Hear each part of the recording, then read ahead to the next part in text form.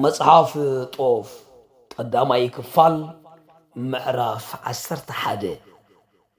ቃልሲ ማለት መቸም ጥምጥም ቅልስ እዩ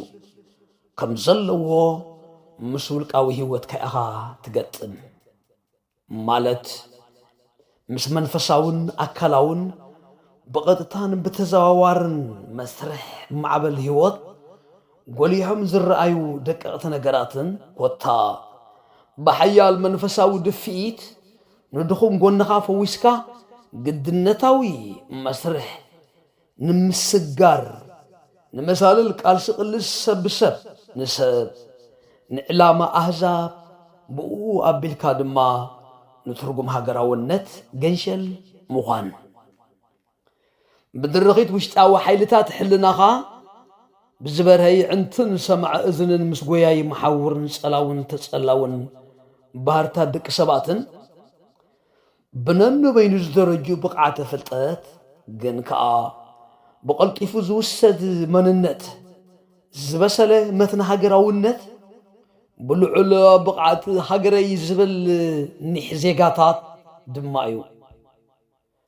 ንኽትገብሮ እትህንጠን ምስ ዕትብቲ ኣደ ሱር ዝሰዘደን ዝተጣበቐን ውርሻ ሃገር ንሃገራውያን ተኻፋለ ሃገራውነት ብምዃንካ